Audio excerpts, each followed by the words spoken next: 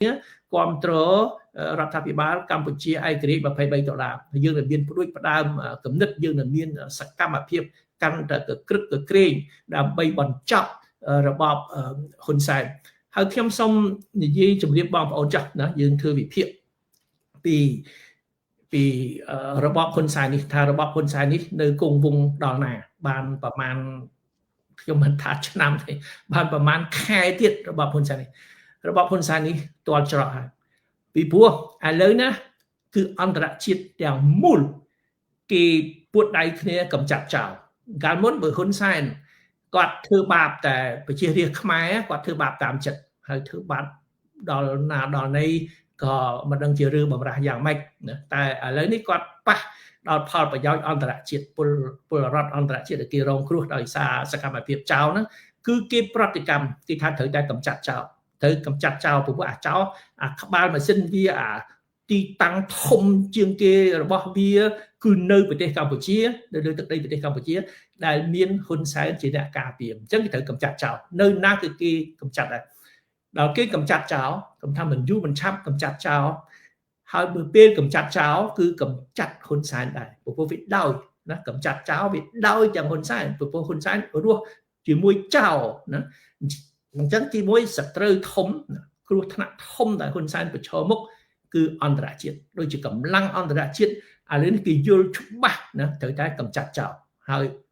ហ៊ុនសែនដឹងខ្លួនដែរថាមានផ្ោះតាំងច្រើនណាមិនអាចលុបបានទេគឺហ៊ុនសែនគឺរស់ដោយសារចោលដូចជាទទួលខុសត្រូវជាមួយចោលនឹងរឿងទី1រឿងទី2គឺយើងមើលប្រទេសជិតខាងស្រុកយើងបានសុខបានសន្តិភាពឬមួយមានការប្រែប្រួលរបបដោយសារតែជំហរនៃប្រទេសជិតខាងប្រទេសមួយដែលមានឥទ្ធិពលខ្លាំងគឺប្រទេសវៀតណាមព្រួយបារម្ភឃើញថាហ៊ុនសែនយកគណៈបកប្រជាជនកម្ពុជានៅគណៈបកប្រជាជនកម្ពុជានោះគឺមានតំណែងទំនងចិត្តស្និទ្ធណាជាមួយប្រទេសវៀតណាមតែហ៊ុនសែននឹងយកគណៈបកប្រជាជនកម្ពុជាធ្វើជាឈ្នន់របស់គាត់ដើម្បីការពារអំណាចគាត់ដើម្បីលើកតកូលគាត់កូនគាត់ឲ្យមកជំនួសគាត់ធ្វើអីតាមចិត្តក្នុងជួរគណៈបកប្រជាជនហ្នឹងណាអញ្ចឹងគណៈបកប្រជាជនហ្នឹងคล้ายទៅជាគណៈបកចៅពីព្រោះប្រធានគណៈបកប្រជាជនដល់ណាហ៊ុនសែនអនុប្រធានគណៈបកប្រជាជនដល់ណាហ៊ុនម៉ាណែតហើយពីរនាក់ហ្នឹងចូលដៃជាមួយចៅយ៉ាងច្បាស់មិនអាចប្រកែកបានអញ្ចឹងគណៈបកប្រជាជនคล้ายទៅជាគណៈបកចៅតើប្រទេសវៀតណាមអនុញ្ញាតបណ្ដោយឲ្យគណៈបកប្រជាជនកម្ពុជាដែលខ្លួនមានតំណែងចិត្តស្និទ្ធហ្នឹងឲ្យគណៈបកហ្នឹងคล้ายហើយធ្វើជាគណៈបកចៅឬអត់មិនអាចទេអញ្ចឹងត្រូវដកហ៊ុនសែនចេញហើយមិនឲ្យហ៊ុនសែនដឹកនាំគណៈបកប្រជាជនកម្ពុជាបានទៀតទេហ៊ុនសែនហ៊ុនម៉ាណែតអីហ្នឹងពេលបើដកហ៊ុនសែនចេញពីជួរថ្នាក់ដឹកនាំជាប្រធានអនុប្រធានជាមួយហ៊ុនម៉ាណែតនៃគណៈបកប្រជាជនកម្ពុជាគឺហ៊ុនសែននឹងបាត់បង់តំណែងទាំងអស់នឹងប្រទេសវៀតណាមគឺគេអត់មានផលប្រយោជន៍អីឲ្យហ៊ុនសែននៅដឹកនាំប្រទេសទៀតទេវាខូចឈ្មោះខូចប្រយោជន៍ខូចយុទ្ធសាស្ត្រគេខូចគម្រោងវែងឆ្ងាយរបស់គេដែលមានចំពោះប្រទេសកម្ពុជាទី3គឺប្រទេសថៃហ៊ុនសែនគាត់មែនតើរឿងព្រំដែនហ្នឹងណារឿងចំនួនព្រំដែនហ្នឹងជារឿងបន្ទាប់បន្សំទេដើមហេតុមែនតើគឺរឿងចៅហ្នឹងតាពីព្រោះហ៊ុនសែនរកស៊ីជាមួយចៅតាមដងព្រំប្រទល់ដែនថៃបនលបែងស៊ីសងដែលជាខែលទីកន្លែងដែលមែនតើសកម្មភាពឆោបបោកតាមអ៊ីនធឺណិតនេះគឺនៅតាមដងព្រំប្រទល់ដែនថៃហើយគេមានដូចថាលក្ខណៈសម្រួលណាចេញចូលពីថៃពីខ្មែរមកថៃពីខ្មែរថៃដូចចិញ្ជូនលុយចិញ្ជូនមាសចិញ្ជូនសម្ភារៈចិញ្ជូនមនុស្សបង្ខំឲ្យជួយការគេត្រូវដកដង្ហើមតាមថៃតែថៃគេគិតទៅគេថាมันអាចធ្វើអញ្ចឹងទេมันអាចធ្វើដូចហ៊ុនសែនរស់ដោយសារចោលអញ្ចឹងទេអញ្ចឹងបានគេមានគម្រោងបង្ក្រាបសកម្មភាពចោលដោយតាមដងព្រំប្រទល់ដែនរវាងថៃនិងកម្ពុជានឹងដែលធ្វើឲ្យហ៊ុនសែនច្រឡោតតោតង ពីព្រោះកាលមុនគាត់ត្រូវរើគ្នាជាមួយលោកថាក់ស៊ីនឈីណាវ៉ាត់ណាគាត់ថាអូជួយគ្នាទៅវិញទៅមកទៅបិទភ្នែកទៅកុំទៅលាតដណ្ដើមរឿងដេញចោលវិធីសកម្មភាពនៅតាមដងព្រំប្រទល់ដែនតែថៃគេមានអ្នកទទួលខុសត្រូវហើយគេពិភាក្សាជាមួយអន្តរជាតិទៅគេថាកុំលេងលបែងហ៊ុនសែនហ្នឹងអញ្ចឹងគេចាប់បង្ក្រាបសកម្មភាពចោលនៅតាមដងព្រំប្រទល់ដែនថៃដល់ពេលនាយករដ្ឋមន្ត្រីស្រីផៃថងឋានកូនថាក់ស៊ីនទៅចង្អុលណាទៅចង្អុលពីអរញ្ញប្រទេសគាត់ចង្អុលមកប៉ោយប៉ែតថាហ្នឹងពួកចៅនៅហ្នឹងចង្អុលប៉ោយប៉ែតថាជាកន្លែងចៅដោយចង្អុលមុខហ៊ុនសែនហ្នឹងតែហ៊ុនសែនហ្នឹងជាចៅដែរចូលដៃជាមួយចៅអាហ្នឹងគាត់មួយថ្ងៃក្រោយមិនដល់24ម៉ោងផងណាស្រាប់ហ៊ុនសែនច្រឡោតតោតគាត់ខឹងថាក់ស៊ីនវិញថាថាក់ស៊ីនអត់ចេះបដៅកូនណាគេយើងនិយាយគ្នាថា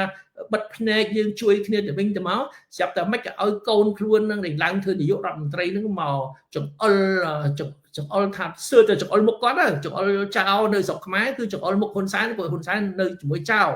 អញ្ចឹងបានហ៊ុនសែនគាត់ប្រតិកម្មខ្លាំងមែនទែនគាត់ខឹងទៅធ្វើឲ្យសភាពការនឹងតានតឹងនៅតាមដងព្រំប្រទល់ដែនតែទង្វើហ៊ុនសែននេះធ្វើឲ្យគេស្អប់ហ៊ុនសែនទាំងអស់គណៈបកទាំងអស់អិសរាជជនទាំងអស់នៅប្រទេសថៃតាមការយល់ឃើញរបស់ខ្ញុំគឺគេយល់ឃើញថាដរាបណាហ៊ុនសែននៅកាន់អំណាចនៅស្រុកខ្មែរគ្មានអ្នកណាបានសុខទេគ្មានអ្នកណាអាចរស់ជាមួយចៅហើយលើសពីនេះទៀតទៅរកស៊ីជាមួយចៅដោយហ៊ុនសែនទេវាច្បាស់ជាមានរឿងអីណាមួយនឹងធ្វើឲ្យមានការប៉ះទង្គិចគ្នាដូច្នេះផលប្រយោជន៍ប្រទេសថៃក៏ពិបាកណាពិបាករស់នៅជាប់ជាមួយហ៊ុនសែនដែរពីព្រោះវាធ្វើឲ្យចង្រៃដល់គេឯងគ្រប់គ្នាហើយឥឡូវផលប្រយោជន៍ចិនណាផលប្រយោជន៍ចិនយើងមើលប្រទេសទាំងអស់ណាមិនខ្ញុំមើលប្រទេសវៀតណាមខ្ញុំមើលប្រទេសថៃខ្ញុំមើលប្រទេសចិនក៏យ៉ាងដែរ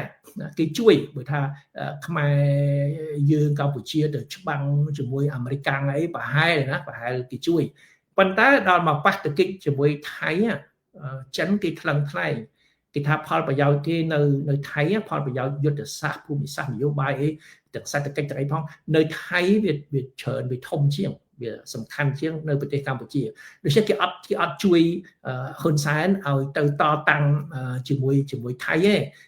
ពេលប៉ះទង្គិចគ្នាយោធាគឺយើងខ្វះគ្រាប់កំភ្លើងយើងខ្វះសម្ភារៈយោធាអីហ្នឹងចិនអត់មានជួយបន្តិចក៏អត់ដែរដឹងថាយើងកំពុងតែខ្វះខាតគឺចិនអត់ជួយទេហើយសូម្បីតែការទូតណាអត់មានសេចក្តីថ្លែងការណ៍ណាមួយដែលថាចិនគ្រប់គ្រងកម្ពុជាថៃឈ្លានពាននេះអត់សោះអញ្ចឹងបានហ៊ុនសែនគាត់ឯកោគាត់ថារំពឹងនឹងគាត់បានខំធ្វើដោយពលពតហើយតែហ៊ុនសែនគាត់ទឹមតែដឹងថាចិនអត់ជួយគាត់ទេគឺចិននឹងបដ ாய் ប្រឡែងឲ្យគាត់ធ្លាក់ឲ្យគាត់ដួលដូចពលពតអញ្ចឹងគាត់ហិតតែឯកោទៀតវៀតណាមក៏អត់ចូលចិត្តគាត់ថៃក៏អត់ចូលចិត្តគាត់ចិនក៏មិនជួយគាត់បានគឺគាត់ឯកោមែនតើអញ្ចឹងបានគាត់ស្ងាត់បងប្អូនដែរឃើញហ៊ុនសែនស្ងាត់ដូចស្អីដូចខ្មោចដូចចោលដូចសេះណាស្ងាត់ដូចគាត់ពួនក្រោមដីអញ្ចឹងគាត់បាត់ឈឹងពីព្រោះធ្វើអីក៏ខុសនិយាយអីក៏ខុសពីព្រោះឥឡូវនេះគាត់ដឹកនាំទាំងគណៈបកប្រជាជនដឹកនាំតាមប្រទេសកម្ពុជាឲ្យវាទាល់ច្រកហើយធំជាងគេបំផុតខ្ញុំទុកចុងក្រោយណាគឺគាត់ប្រឈមមុខផ្ទៃក្នុងដឹងថាគ្រោះថ្នាក់មានពីជុំវិញប្រទេសកម្ពុជាទាំងអស់ហើយណាទី1បង្ក្រាបសកម្មភាពចោលទី2ប្រទេសវៀតណាមទី3ប្រទេសថៃទី4ប្រទេសចិនគឺហ៊ុនសែនអត់មានទីពឹងទេមានតែអ្នកដែលគេមិនចូលចិត្តគាត់អញ្ចឹងសត្រូវគ្រោះថ្នាក់វា4យ៉ាងប៉ុន្តែមានគ្រោះថ្នាក់មួយទៀតគឺផ្ទៃក្នុងគាត់ដល់គេដឹងថាហ៊ុនសែនឯកោអញ្ចឹងគឺគេចាប់ផ្ដើមគិតដកហ៊ុនសែនចេញចឹងបានហ៊ុនសែនគាត់ភ័យអ្នកនៅជុំវិញគាត់ណាអស់មានបង្អែកអស់មានជំនួយហិរញ្ញវត្ថុអស់មានក្រុមចៅឆិនស៊ីជួយផ្ដល់លុយហើយប្រទេសទាំងប្រមាណដែលខ្ញុំរៀបរាប់បាញ់ហ្នឹងគេកំពុងថាមិនពេញចិត្តហ៊ុនសែនអញ្ចឹងមានការគំនិតចាប់ផ្ដើមរើបំរាស់នៅជុំវិញគណៈបក នៅជុំវិញហ៊ុនសែនហ្នឹងក្នុងជួរគណៈបកប្រជាជនក្នុងជួរកងកម្លាំងប្រដាប់អាវុធហ្នឹងគឺហ៊ុនសែនឃើញគាត់ហ៊ុនសែនអូមកដល់គេដឹងថាគាត់អស់លក្ខហ៊ុនសែនអស់លក្ខណាគឺគេចាប់ផ្ដើមឬបំរាស់ដល់គាត់ហ៊ុនសែនភ័យគាត់មិនដឹងទៅធ្វើបាបណាតាំងមកធ្វើបាបគណៈបកសង្គ្រោះជាតិមកធ្វើបាបគណៈបកឬចលនាប្រជាធិបតេយ្យនៅស្រុកខ្មែរវិញសំបីតែជនពិការក៏គាត់ចាប់ដាក់គុកដែរប៉ុន្តែតែគាត់គម្រាមគ្នាគាត់មកធ្វើបាបអ្នកប្រជាធិបតេយ្យអ្នកស្នេហាជាតិនៅស្រុកខ្មែរដែលមិននៅក្នុងជួរគណៈបកប្រជាជនប៉ុន្តែគាត់មកធ្វើបាបពួកយើងនិយាយចំណាពួកយើងដើម្បីទៅគម្រាមពួកគាត់គម្រាមអ្នកដែលនៅជុំវិញគាត់ថាបើហ៊ានទៅរើបំរាស់ហ៊ានទៅប្រឆាំងគាត់នឹងធ្វើបាបដោយគាត់កំពុងតែធ្វើបាបគណៈបកប្រឆាំងអ្នកប្រជាធិបតេយ្យអញ្ចឹងឃើញទេគាត់គឺមានតែធ្វើបាបខ្មែរពីព្រោះបរទេសអត់ហ៊ានប៉ះគេទេណាមានតែធ្វើបាបខ្មែរដែលអត់អាវុធងើបមួយវាយមួយងើបមួយវាយមួយអានឹងគាត់ធ្វើបាបបានប៉ុន្តែឥឡូវគាត់ធ្វើបាបយើងអាបាបគាត់វិញមកដល់គាត់បាបគាត់វិញមកដល់គឺនឹងចម្រាស់បញ្ជាខ្ញុំជឿថាបន្តិចទៀតនេះក្រុមការដឹកនាំការចូលរួមយ៉ាងសកម្មរបស់រដ្ឋាភិបាលកម្ពុជាឯករាជ្យ$23យើងនឹងរៀបចំយុទ្ធសាស្ត្រដើម្បីបញ្ចប់របបហ៊ុនសែនសង្គ្រោះជាតិយើងគឺតម្រូវឲ្យបញ្ចប់របបហ៊ុនសែនកាន់តែឆាប់កាន់តែល្អបាទសូមអរគុណលោកធានលោកកឹមសុខពាក់ព័ន្ធទៅនឹងករណី Gen Z ឆោបោក Gen Z គឺជាចៅអន្តរជាតិនេះរហូតដល់ម៉ោងនេះយើងអត់ទាន់ឃើញប្រតិកម្មឬក៏ការបង្ហាញពីចេតនានៃការចូលរួមរបស់របបលោកហ៊ុនសែនពាក់ព័ន្ធទៅនឹងប៉ូលីសអន្តរជាតិតាមចាប់ខ្លួន Gen Z នៅឡើយទេប៉ុន្តែព្រឹកមិញនេះពេលក្រោកពីគេខ្ញុំបានឃើញព័ត៌មានគ្រប់គ្រងរបស់ក្រុងភ្នំពេញមួយបានចុះផ្សាយថាដោយយោងទៅលើរបាយការណ៍អីពីប្រទេសចិនគេបាននិយាយថាកាពិតទៅរឿង Gen Z គឺជាចេតនារបស់អាមេរិកដែលចង់ប្លន់ចង់រឹបអូសលុយរបស់ Gen Z ទេវាមិនមែនជារឿងបត់ឧក្រិដ្ឋអីនោះទេខ្ញុំចង់បានការបញ្យល់ខ្លះពីលោកកឹមសុខថាហេតុអីបានជារបបក្រុងភ្នំពេញបែរជាប្រតិកម្មបែបកាន់ជើង Gen Z ទី1ទី2គាត់ខ្ញុំរំលឹកឡើងវិញថា Gen Z ហ្នឹងណាកន្លងមកសូម្បីតែរដ្ឋាភិបាលចិនក៏ស្នើឲ្យរបបក្រុងភ្នំពេញចាប់ខ្លួនបញ្ជូនឲ្យគេដែរប៉ុន្តែចុះហេតុអីបានជាពេលនេះបែរជារបបក្រុងភ្នំពេញហ្នឹងនិយាយថាសារព័ត៌មានក្នុងសារព័ត៌មានចិនសារព័ត៌មានរដ្ឋាភិបាលចិនហ្នឹងចុះផ្សាយបែបកាន់ជើង Gen Z ទៅវិញវាហាក់ដូចជាមិនបង្ហាញគេហៅថាភាពជាក់ស្ដែងតាមការពិតទៅពួកចិនកំពុងតែតាមចាប់ Gen Z ហើយរឿងអីបែរជាចិនចេញមកការពារ Gen Z នៅពេលនេះទៅវិញឬក៏សារព័ត៌មានរបបក្រុងភ្នំពេញហ្នឹងគ្រាន់តែយកលេសថាចិនការពារ Gen Z ដោយមិនហ៊ានចេញមុខខ្លួនឯងថាខ្លួនឯងកំពុងតែកំពុងតែពាំង Gen Z លោកកឹមសុខមិនមែនធនាគារនោះការពារ Gen Z ទេពីព្រោះកម្មសិទ្ធិរបស់ Gen Z ទៅចេញមុខការពារ Gen Z វាមិនមែនជារឿងមានឥទ្ធិពលអីទេប៉ុន្តែកាលណាធនាគារនោះធនាគារ Prince ដែលធ្វើការរកស៊ីនៅប្រទេសកម្ពុជាក្រោមអំណាចរបស់លោកហ៊ុនសែនលោកហ៊ុនម៉ាណែតទៅចេញការពារផលប្រយោជន៍និងមុខមាត់របស់ Gen Z គឺមិនមែនធនាគារនោះទេដែលជាអ្នកចេញផ្ទាល់មែនតែនទៅគឺលោកហ៊ុនសែនលោកហ៊ុនម៉ាណែតនងឯងពីព្រោះអីពីព្រោះតួនាទីរបស់លោកហ៊ុនម៉ាណែតតួនាទីសំខាន់របស់គាត់គឺត្រូវធ្វើការស៊ើបអង្កេតលើធនាគារ Prince ហើយនឹងចាប់ Gen Z នេះទី1ទី2ត្រូវបង្កកទ្រព្យសម្បត្តិរបស់ធនាគារ Prince ហើយនឹងប្រព័ន្ធជំនួញរបស់លោក Gen Z នៅប្រទេសកម្ពុជាយកលុយហ្នឹងទៅទូទាត់សងជនរងគ្រោះដែលមិនដឹងរឿងណាពាក់ព័ន្ធទៅនឹងជំនួយឆបោករបស់ Gen Z រួមទាំងអតិថិជនរបស់ធនាគារ Prince ផងប៉ុន្តែមូលហេតុអីបានជាធនាគារ Prince ខ្ញុំគិតថាក្រោមបញ្ជារបស់លោកហ៊ុនសែនលោកហ៊ុនម៉ាណែតហើយចេញការពី Gen Z គឺពីព្រោះតែវាសនារបស់ Gen Z ហើយនឹងលោកហ៊ុនសែនក្រុមគ្រួសារហ៊ុននៅលើទូកតែមួយវាសនា Gen Z និងវាសនាហ៊ុនសែនគឺជាវាសនាតែមួយពីព្រោះជាបណ្ដាញអក្រិតកម្មឆ្លងដែនតែមួយហើយសហគមន៍អន្តរជាតិគេមានរបាយការណ៍ច្បាស់ណាស់សហគមន៍អន្តរជាតិគេធ្វើតាមគោលការណ៍ច្បាប់បើអត់មានភ័ស្តុតាងច្បាស់ទេណាគេអត់ចេះតែចេញទេគេអត់ចេះតែចេញរបាយការណ៍គេអត់ចេះតែចេញបញ្ជាចាប់គេអត់ចេះតែចេញដីកាចាប់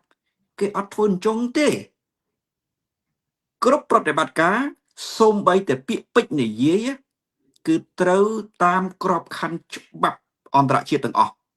បើមិនត្រូវតាមច្បាប់អន្តរជាតិទេគេធ្វើមិនកើតឡើយនេះជាចំណុចដែលយើងត្រូវកត់សម្គាល់ដោយករណីនៅប្រទេសកម្ពុជាអញ្ចឹងណាគេចង្អុលប្រាប់លោកហ៊ុនសែនលោកហ៊ុនម៉ាណែតឲ្យស្ដារប្រជាធិបតេយ្យជាភាសាអាមេរិកសហភាពអឺរ៉ុបគេផ្អែកលើអីគេផ្អែកទៅលើគោលការណ៍អន្តរជាតិគឺកិច្ចប្រព្រឹត្តសន្តិភាពទីក្រុងប៉ារីសដែលហ៊ុនសែននិងហ៊ុនម៉ាណែតត្រូវតែស្ដារប្រជាធិបតេយ្យ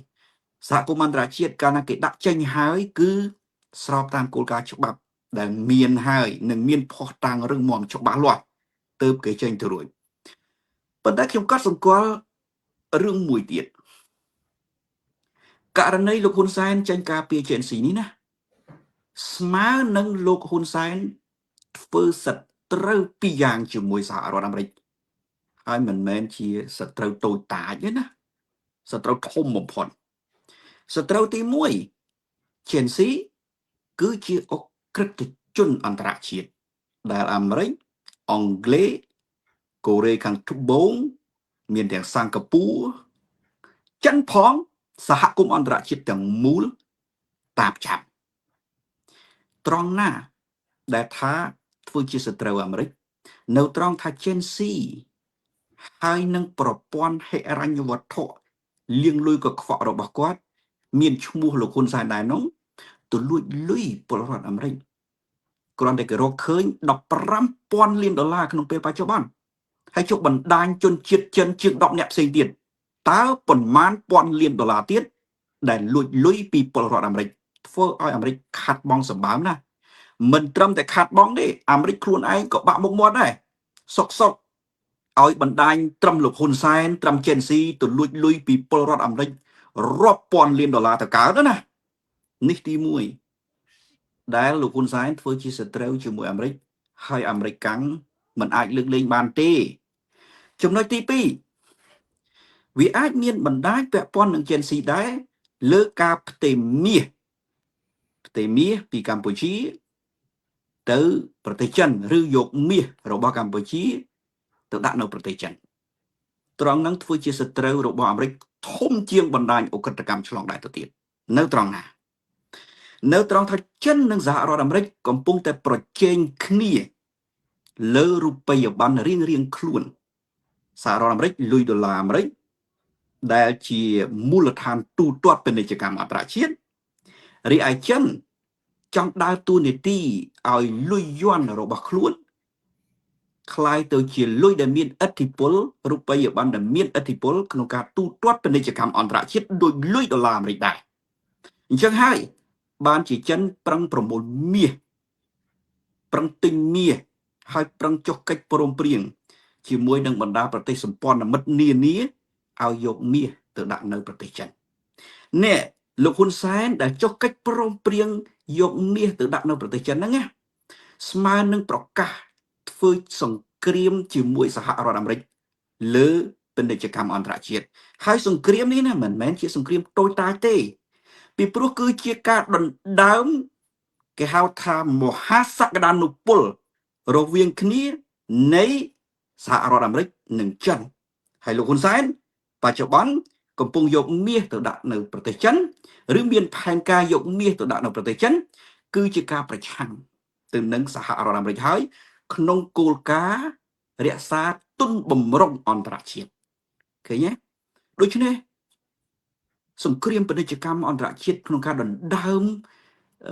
មុខមាត់រូបិយវត្ថុរូបិយប័ណ្ណរវាងគ្នានឹងគ្នានៃចិននិងសហរដ្ឋអាមេរិកលុយដុល្លារអាមេរិកហើយនឹងលុយយួនចិននេះណាគឺជាសង្គ្រាមវែងឆ្ងាយនិងធំណាស់ហើយលោកហ៊ុនសែនបែរទៅជាចូលលេងហើយនៅខាងភៀកគីចិនមិននៅកណ្ដាលទេត្រង់ហ្នឹងដែលសហរដ្ឋអាមេរិកមិនលើកលែងឲ្យទេគ្រាន់តែថាដំណើរហ្នឹងរៀងយូរបន្តិចចំណុចមួយទៀតខ្ញុំចង់ឆ្លើយដែរតាក់ទងទៅនឹងការការពារមាសរបស់ប្រទេសកម្ពុជាយើងត្រូវបែងចែកជា3ទី1មាសដែលសល់ពីមុនយកទៅដាក់នៅធនាគារ Swiss ឬក៏ធនាគារកណ្ដាលអង់គ្លេសមាសទាំងអស់នេះរដ្ឋាភិបាលកម្ពុជាឯករាជ្យ$23អាចការពារបានពីព្រោះអីយើងអាចធ្វើលិខិតទៅអង់គ្លេសទៅ Swiss ដើម្បីបញ្ជាក់ថានោះជាទ្រព្យសម្បត្តិរបស់ប្រជាពលរដ្ឋខ្មែរហើយលើកយកហេតុផលតែមួយឯងយើងការពារមាសនោះបានមិនអាចយកទៅដាក់នៅស្រុកចិនងាយៗទេនៅត្រង់ថាស្ថានភាពបច្ចុប្បន្នកម្ពុជាមានភាពចម្រូងចម្រាសឬមានចំនួននយោបាយធំធេងកម្ពុជាកំពុងមានវិបត្តិដោយកាលពីសម័យលន់នល់សម័យប៉ុលពតសម័យសាធារណរដ្ឋប្រជាមានិតកម្ពុជាសម័យរដ្ឋកម្ពុជាអញ្ចឹងណាសម័យអស់ហ្នឹងគេអត់ឲ្យយកមាសពីអង់គ្លេសឬក៏យកមាសពី Swiss ទៅចាយទេពីព្រោះអីពីព្រោះ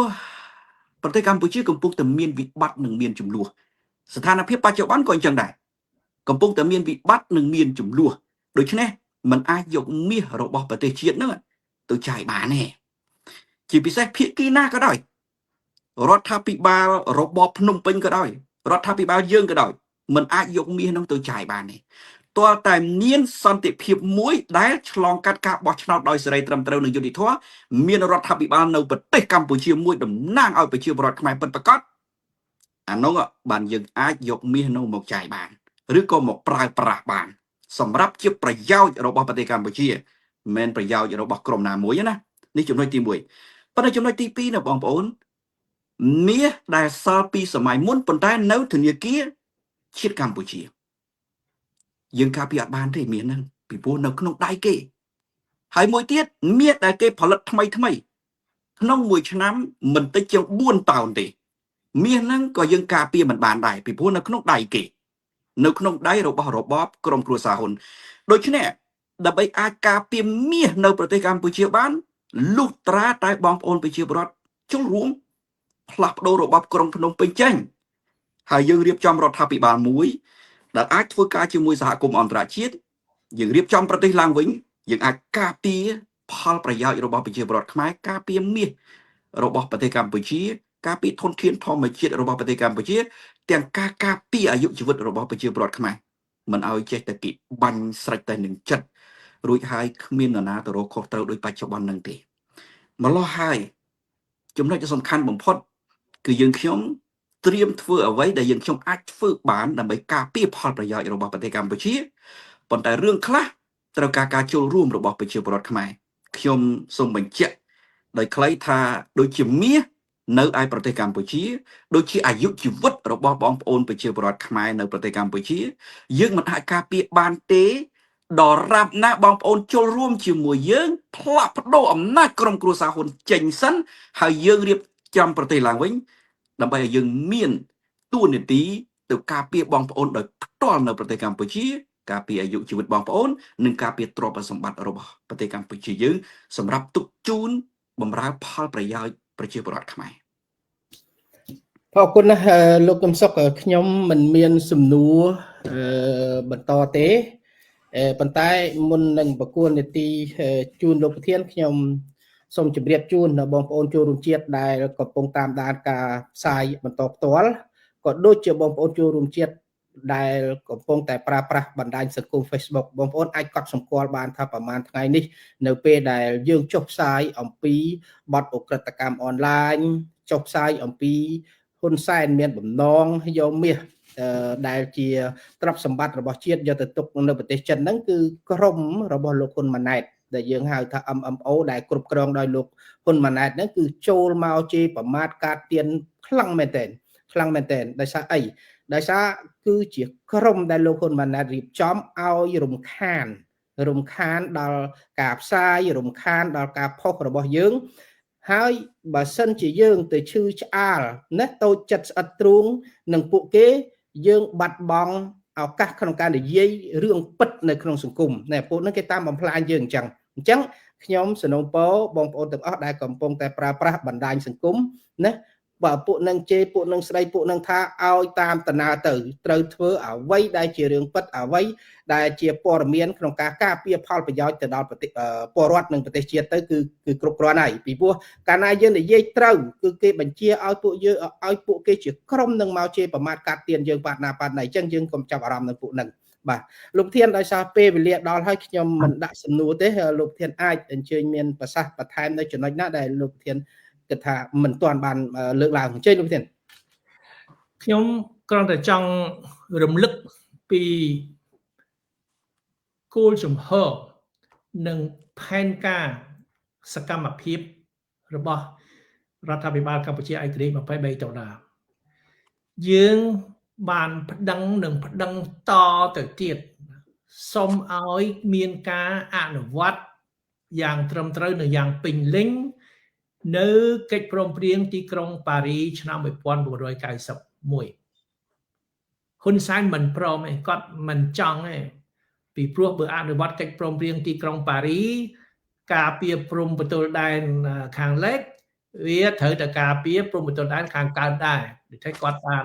ធ្វើខុសច្រើនណាព្រំប្រទល់ដែនខាងកើតហើយគាត់មិនព្រមរឿងមួយទៀតលទ្ធិប្រជាធិបតេយ្យកិច្ចព្រមព្រៀងទីក្រុងប៉ារីតម្រូវឲ្យប្រទេសកម្ពុជាប្រកាន់ខ្ជាប់នៅលទ្ធិប្រជាធិបតេយ្យពិតប្រាកដឲ្យមានការបោះឆ្នោតត្រឹមត្រូវអានឹងបានហ៊ុនសែនអត់ព្រមអានឹងផលប្រយោជន៍ផ្ទាល់ខ្លួនរបស់ហ៊ុនសែនប៉ុន្តែផលប្រយោជន៍យើងជាខ្មែរយើងត្រូវឲ្យមានការអនុវត្តកិច្ចព្រមព្រៀងទីក្រុងប៉ារីយ៉ាងពិតប្រាកដពីព្រោះកិច្ចព្រមព្រៀងទីក្រុងប៉ារីនឹងការពារទឹកដីប្រទេសកម្ពុជា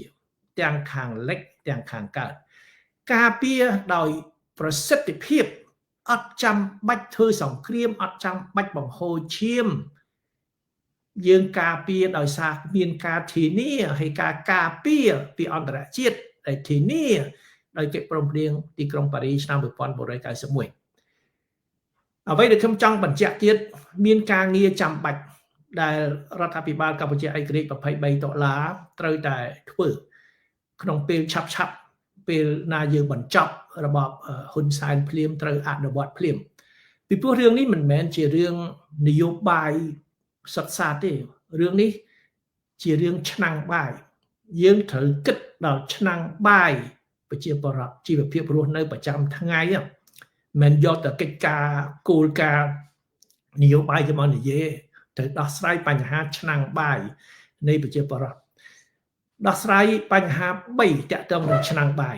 ទី1បំណុលយើងនឹងយកលុយដែលប្រមូលពីចោលពីលុយហ៊ុនសែនពុករលួយលួចជាតិលួចរាជយកមកសងបំណុល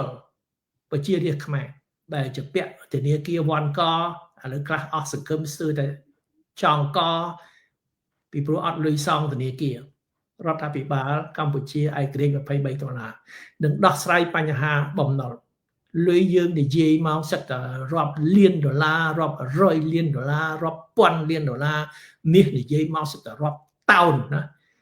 តែប្រជាពលរដ្ឋមួយថ្ងៃរកបានប្រមាណដើម្បីរស់អញ្ចឹងគឺត្រូវដោះស្រាយបញ្ហាបំណុលនោះត្រូវយកលុយដែលរឹបអូសប្រមូលពីចោលប្រមូលពីក្រុមគ្រួសារហ៊ុនសែនជនពុករលួយយកមកសងបំណុលជំនួសប្រជារាស្ត្រខ្មែរឲ្យប្រជារាស្ត្រខ្មែររួចបំណុលទី1ទី2រឿងដីធ្លីវាពាក់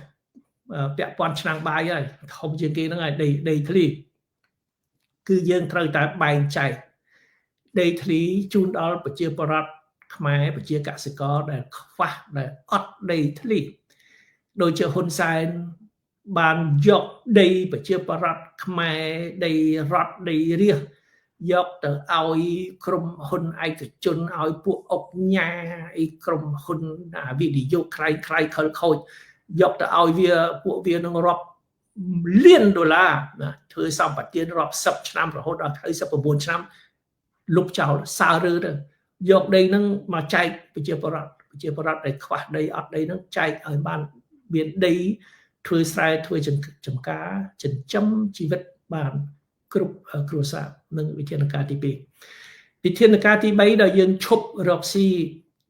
ខ្ញុំមិនដែលរកស៊ីមួយចោលប៉ុន្តែយើងបញ្ចប់អារបបដឹកនាំប្រទេសទៅរកស៊ីជាមួយចោលដោយហ៊ុនសែនសពថ្ងៃណាពេលហ្នឹងយើងបើកចំហប្រទេសកម្ពុជាតាក់ទាញអ្នកវិនិយោគល្អអ្នកវិនិយោគដែលគេមានដើមទុនស្អាតពីដើមទីមកគេមានបច្ចេកវិទ្យាខ្ពស់គេមានជំនាញ